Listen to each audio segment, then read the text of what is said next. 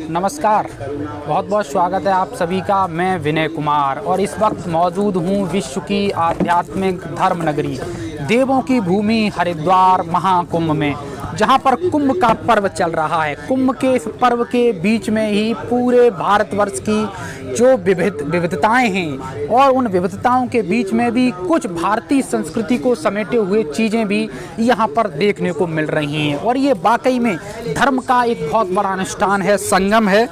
और इस वक्त जहाँ मौजूद हैं वो पत्थर है राम सेतु का, वही राम सेतु जो त्रेता युग में भगवान राम लंका में गए थे तो उन्होंने जो निर्माण किया था उनकी जो सेना ने, उसी पत्थर को लेकर के हम उसी का एक अंग यहाँ पर है। मैं उनसे पहले महाराज जी आपका क्या नाम है? मेरा नाम गुरु महाराज संत भगवान का दिया हुआ छोटा सा नाम महंत श्री दौलतगिरी नागा बाबा। महंत श्री दौलतगिरी नागा जी महाराज आज हमारे साथ हमारे बीच में मौजूद हैं। महाराज जी, इस पत्थर को मैं कहूँगा अपने कैमरामैन से कि एक बार पत्थर को दिखाने का प्रयास करें। ये पत्थर है और पत्थर को मैं हाथ लगा रहा हूँ, ये पत्थर पानी पर तैर रहा है। विज्ञान, तर्क और धर्म तीनों का एक बहुत बड़ा मेल है, जिसको लेकर के हमेशा से पूरे विश्व में लोग रिसर्च कर रहे हैं, विज्ञान रिसर्च कर रहा है। लेकिन धर्म का खंडन कोई नहीं कर सकता है, क्योंकि धर्म और आस्था तक विज्ञान कभी पहुंच नहीं सकता है। पत्थर को महाराज जी डुबाने का प्रयास कर रहे हैं, लेकिन ये पत्थर नीचे जाने, मैं अपने हाथ से कुछ, क्योंकि मैं अभी तक देख पा रहा हूँ, मैं इनसे कहूँगा एक बार दिखाने का प्रयास करें। कुछ नहीं है इसमें, अंदर भी कोई ऐसी चीज़ें नहीं फिट हैं जिससे कि आपको लगे कि ये पत्थर नीचे से कोई प्रेशर आता है जिसकी प्रेशर की वजह से ऊपर आ जाता है। सिंपल पानी है और पानी में इस पत्थर को डाल रखा है। मैं हाथ से प्रेशर दे रहा हूँ तो ये पानी में पत्थर नीचे जा रहा है, लेकिन तत्काल प्रभाव से ये पत्थर बाहर आ जाता है। ये वाकई में किसी चमत्कार से कम नहीं है। और हम विज्ञान को भी चैलेंज देती है भारत की संस्कृति, और विज्ञान को भी चैलेंज देता हुआ ये राम सेतु का पत्थर ये इशारा कर रहा है कि विज्ञान कितनी भी रिसर्च कर ले, कितनी भी शोध कर ले, लेकिन भारत की जो प्राचीन संस्कृति है, भारत का जो धर्म है, वहाँ पर नहीं पहुँच सकता, वहाँ हथियार डाल देता है। अब इसका पूरा विश्लेषण विज्ञान के साथ, तर्क के साथ, तथ्यों के साथ हम महाराज जी से ही जानना चाहेंगे। महाराज जी, इसके पीछे का इतिहास क्या है और किस तरीके से अलग है ये पत्थर? ये जी त्रेता युग का है, आज से 8-9 लाख वर्ष पुराना है। ये राम सेतु जब बना था, जब रावण ने सीता माँ को हरण करके लंका ले गए थे। हाँ। अब लंका पहुँचना था, हनुमान जी की वानर सेना, राम सब जाने थे वहाँ। कैसे पहुँचे वहाँ? हाँ। लंका बीच में समुद्र था जी।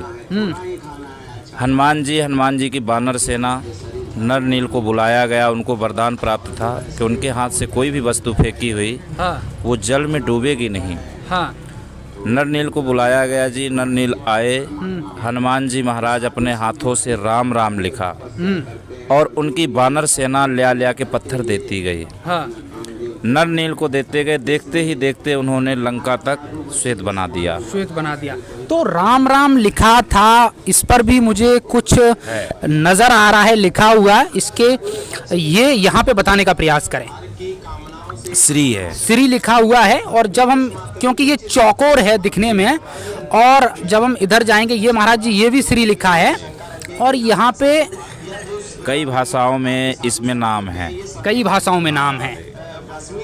राम लिखा हुआ है, श्री लिखा हुआ है। और वाकई में एक इसके पीछे का इतिहास क्या है कि जब लंका पर चढ़ाई करने के लिए त्रेता युग में भगवान राम गए हुए थे, तो उस वक्त इस सेतु का निर्माण वहाँ पर हुआ था और उसी का पत्थर है। वाकई में विज्ञान कितना भी प्रयास कर ले, लेकिन भारत की संस्कृति को चैलेंज नहीं दे सकता है, आस्था को चैलेंज नहीं दे सकता है, क्योंकि विज्ञान की, तर्क की सीमाएं जहां समाप्त हो जाती हैं, वहां पर भारत की जो वैदिक परंपरा है उसका पुनर्जन्म होता है। और उसी का एक नमूना है ये पत्थर। मैं पत्थर को फिर मैं कहूँगा कि ये किसी चमत्कार से कम नहीं है। अमूमन आपने नहीं देखा होगा, समुद्र में जो पत्थर होते हैं वो अंदर चले जाते हैं। महाराज जी, इस पत्थर को लेकर के कई विदेशों के भी जो साइंटिस्ट हैं, उन्होंने भी इस पर कई बार रिसर्च किया है, मुझे देखने को आया है, जहाँ तक मैंने इसके बारे में पढ़ा है। लेकिन उन्होंने इसके अंदर कोई ऐसी चीज़ नहीं निकाल पाई जिससे कि वो साबित कर सकें। साबित कर सके, देखिए ये राम से बड़ा है राम का नाम, और इस पत्थर में है राम का नाम। और राम से बड़ा है राम का नाम। जिन पत्थरों में राम का नाम लिखा हुआ है वही पत्थर तैरते हैं, और भगवान का कोई वैज्ञानिक हो, कोई कितना बड़ा इंजीनियर हो, उसका रिसर्च नहीं कर सकता है। बहुत महत्वपूर्ण बात कही है कि कितना भी बड़ा वैज्ञानिक हो, रिसर्चर हो, लेकिन भगवान का, ईश्वर के अस्तित्व तक पहुंचना इतना आसान नहीं है। उनको जो है कि उन तक पहुंचना, उनको समझना इतना आसान नहीं है, खास करके विज्ञान के लिए, क्योंकि विज्ञान धर्म को नहीं मानता। विज्ञान को हर जगह पे प्रमाण की आवश्यकता होती है। अब ये प्रमाण है, ये विज्ञान को प्रमाण ही है। जो देखिए अभी भी रामेश्वरम में पुल बना हुआ है, पर वो लोगों को देखने के लिए दर्शन नहीं हो पाते, क्योंकि इतना वो ऊंचाई है उसके ऊपर और झाड़ी है। पर यहाँ पे हर कुंभ में हमारे ये दादा गुरुजी संत शिरोमणि सिद्ध बाबा श्री शिवगिरी जी महाराज, उनकी ये धरोहर है, और ये हमारी 7वीं पीढ़ी दर्शन करा रही है। 7वीं पीढ़ी दर्शन करा रही है। बहुत महत्वपूर्ण बात कही है। और ये पत्थर है, मैं आपको फिर बता दूं, राम सेतु का ये पत्थर है, बहुत प्राचीन है।